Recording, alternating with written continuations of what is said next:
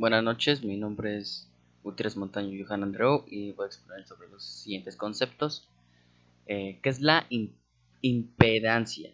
La impedancia se comprende como a la resistencia que se encuentra en un circuito, el cual está dotado de cierta capacidad de autoinducción a todo el flujo que posee una carga eléctrica. Es para imaginarnos de una manera más, bueno, literalmente, para imaginarnos de una manera, es como si fuera un tipo de resistencia, como su nombre lo dice, tiene que ver como impedir el paso las de tal caso o autoinducirlo. En este caso dice que según los expertos la impedancia se define como Z, perdón, se define como la resistencia eléctrica que se genera en un circuito eléctrico cuando una corriente alterna intenta pasar a través de ella, a diferencia de la resistencia en corriente continua. La impedancia se expresa a través de números complejos, es decir, con la parte real y no una parte imaginaria. Y para calcular la impedancia en circuitos eléctricos se pueden utilizar las mismas nociones de la ley de Ohm. Es decir, se puede calcular en paralelo de la misma parte que se calcula con un circuito de corriente continua convencional.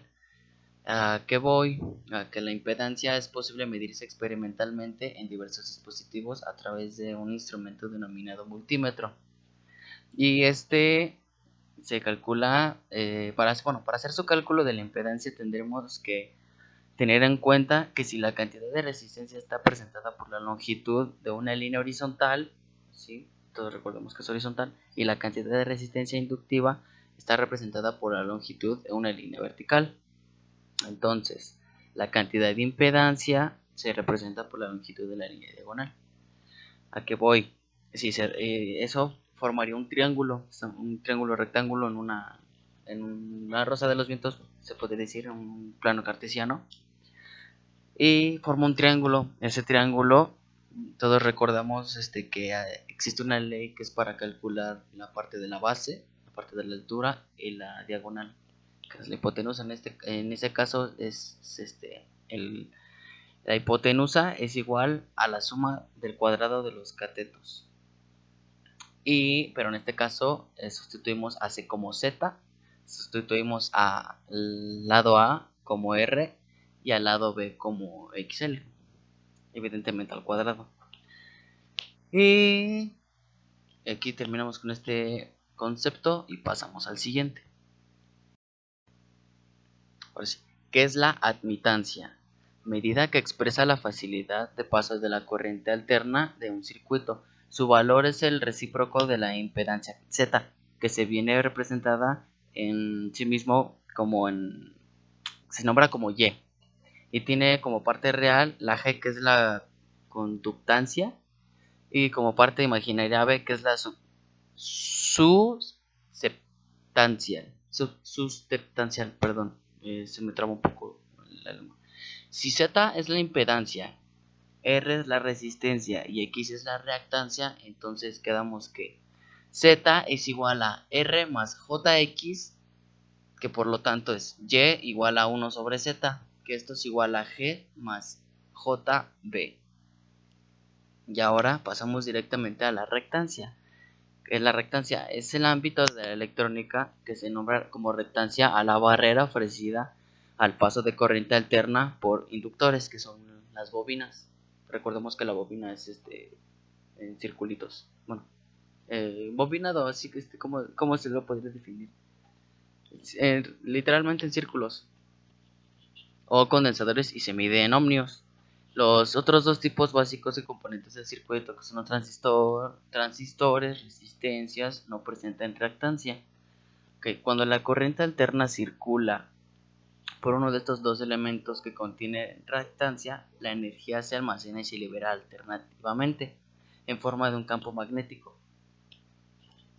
O en caso de que sean de las bobinas, es un campo eléctrico en el caso de los condensadores. ¿Okay? Esto produce un avance o retraso entre la onda de corriente y la onda de voltaje. Este cambio de fase disminuye la potencia entregada a una carga resistiva conectada conectada después de la reactancia sin consumir energía.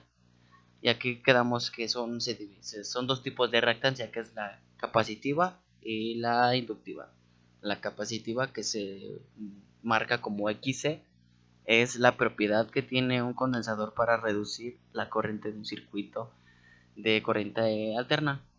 Y la reactancia inductiva, que se denomina como XL, es la capacidad de un inductor para reducir la corriente de un circuito de corriente alterna. De acuerdo con la ley de Lenz, la acción de un inductor es tal que opone a cualquier cambio de la corriente. Y ¿cómo se calcula?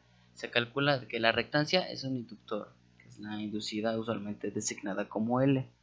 Se calcula como lo siguiente: reactancia, que es L, es igual a 2 por pi por la frecuencia en Hertz por la inductancia en Hertz y R.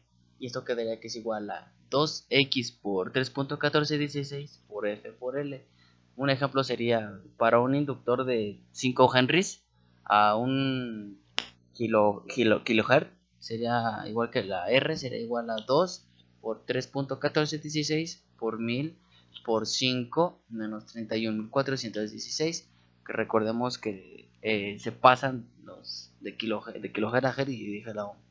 Y la reactancia de un capacitor se calcula de la siguiente forma: la reactancia C está igual a 1 dividido por el total de 2, que es 2 por pi por frecuencia. O sea, eso se divide entre 1. O sea, todo lo que acabamos de decir. Entonces, ¿cómo quedaría? 1 sobre el producto que da 2 por 3.1416 por F por C.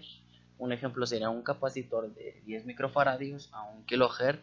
Entonces quedaría que 1 sobre todo el producto, que es el 2 por 3.1416 por 1000 por 0.00001, que es igual a 15.9 ohms.